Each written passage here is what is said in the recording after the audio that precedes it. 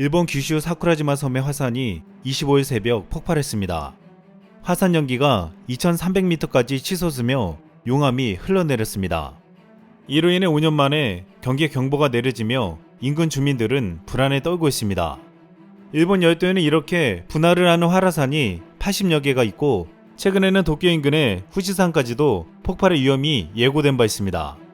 만약 후지산이 폭발하면 분할 3시간 만에 도쿄도를 포함한 수도권 일대 7개 도현에 대규모 화산재가 내려 철도, 자동차 등 대규모 교통망에 마비가 발생하고 정전 등으로 인한 사회적 혼란이 발생한다고 했습니다.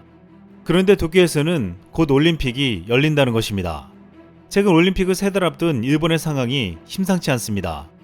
일본은 코로나 감염 확산이 심화되자 25일부터 도쿄와 오사카, 교토 등 간사이 지방 3개 광역지역에 세 번째 긴급사태를 발령했습니다. 이로 인해 술집과 노래시설은 문을 닫고 일반 음식점은 오후 8시까지 영업하며 술을 팔 수 없습니다. 일본은 국경일인 쇼와의 날인 오늘 29일부터 어린이날인 내달 5일까지 골든 위크로 불리는 연휴입니다. 이 연휴 전에 통제하지 않으면 더 이상 감당할 수 없는 상태가 된다며 위기감이 고조된 것입니다.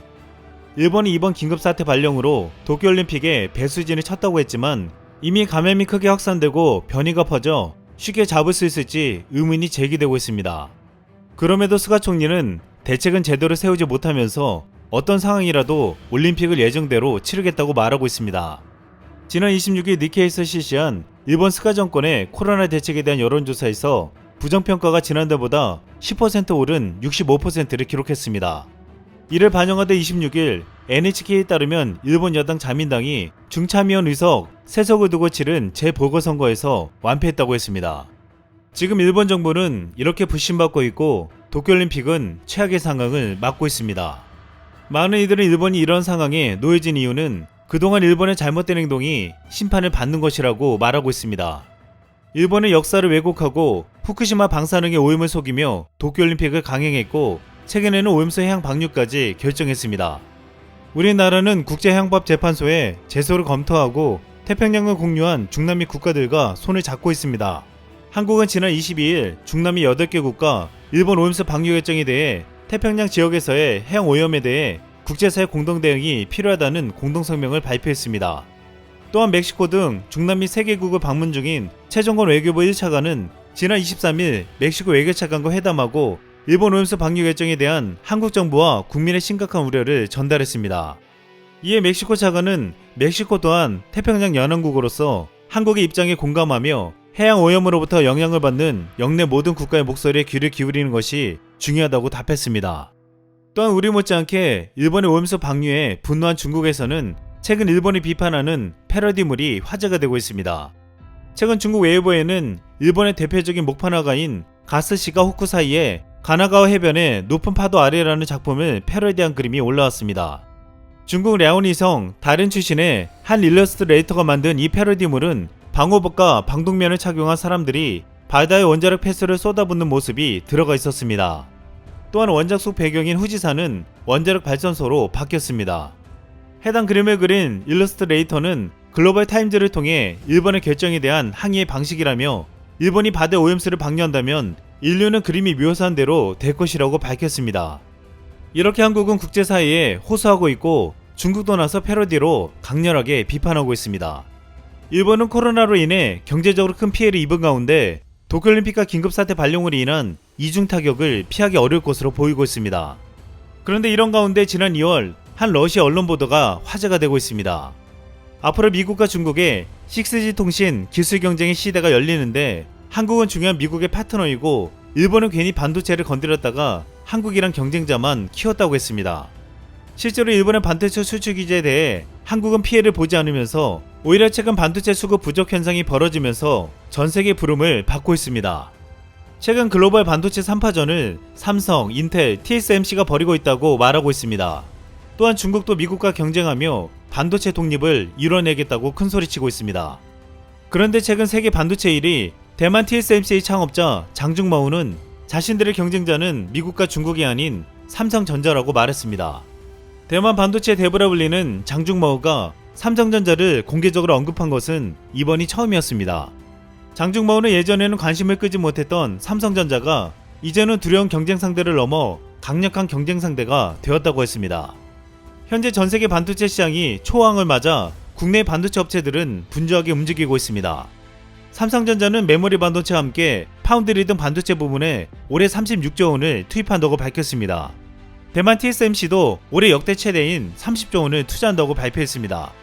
이렇게 점점 경쟁이 치열해지는 가운데 최근 심각한 수급난을 겪고 있는 차량용 반도체에서 놀라운 뉴스가 나왔습니다. 삼성전자가 차량용 반도체 1위 기업인 NXP를 인수할 수 있다는 것입니다. 바이든 정부가 미국 내 투자 압박 강도를 높이고 있는 가운데 이 같은 관측이 현실화할 경우 글로벌 반도체 공급망에 큰 파장을 불러올 것으로 보이고 있습니다.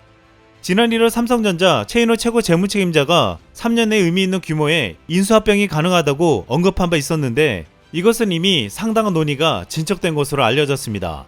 삼성전자는 차량용 AP 엑시너스 오토를 직접 만들고 있고 전장업체 하마는 인수한 바 있었는데 이젠 여기 NXP를 인수해 본격적인 자동차 사업에 뛰어들겠다는 계획입니다. NXP는 네덜란드 회사이지만 텍사스 애리조나주에 생산 공장을 보유하고 있어 미국에 큰 투자를 하고 있는 삼성전자에게 큰 시너지 효과가 날 것으로 보이고 있습니다. 현재 차량용 반도체는 자율주행차 시대가 되면 시장이 지금보다 훨씬 더 커질 것으로 전망되고 있습니다. NXP 인수 대금은 약 550억 달러, 하나로 약 61조 4,500억 원에 달할 것으로 예상되어 인수가 성사된다면 삼성전자 M&A 중 역대 최대 규모가 될 것으로 보이고 있습니다.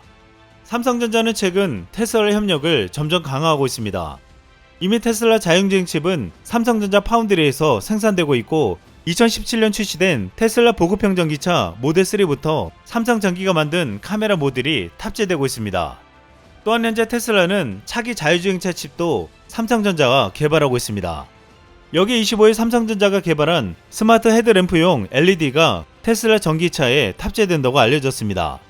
삼성전자는 앞으로 커지는 자동차의 전장화 추세에 따라 차량용 반도체 부품 사업을 강화해 테슬라를 주요 고객사로 확보하여 시장 점유율을 높이려 하고 있습니다. 또한 삼성전자는 최근 일본 도요타를 제치고 탈석탄화 관련 특허 경쟁력 세계 1위에 올랐습니다. 2015년 순위에서는 삼성전자는 2위였지만 5년 만에 도요타를 2위로 밀어내고 세계 1위에 오른 것입니다. 독일 특허 분석회사 패턴트 사이트가 최근 발표한 탈석탄화 특허 종합 경쟁력 순위에서 삼성전자와 LG전자, LG화학, 현대자동차 등 한국 기업들이 약진하고 있습니다. 일본은 2019년 삼성전자의 반도체 소재를 수출 규제해 반도체 수출에 지장을 주려고 했으나 삼성전자는 반도체와 파운드리를 더욱 확장시키고 이제는 자동차 반도체와 전장 사업까지 확장시켜가고 있습니다. 일각에서는 앞으로 일본이 지탱하고 있는 자동차 사업에서도 삼성전자에게 반도체를 달라고 손을 내밀 날이 멀지 않았다고 말하고 있습니다. 한국은 코로나 위기 속에서 반도체와 가전, 조선 등에서 더욱 강력한 경쟁력을 보여줬고 최근에는 국내에서 벌어지고 있는 코로나 백신 접종이 느리다는 비판까지 일축시키고 있습니다. 전문가들은 백신 접종은 시작보다 얼마나 빨리 끝내느냐가 중요하다고 말하고 있습니다. 우리나라 초기 백신 접종 속도는 3%를 돌파하며 OECD 평균과 비슷하다고 발표했습니다. 우리보다 먼저 시작한 일본은 아직 1%대에 머물러 있습니다. 26일 홍남기 총리 대행은 9월 말까지 3,600만 명의 1차 접종 완료를 거쳐 11월 집단 면역의 목표를 반드시 이루겠다고 말했습니다. 대한민국은 코로나 이후 더욱 강력한 경쟁력으로 국제사회를 선도할 준비를 하고 있습니다. 이상 쓸멍이었습니다.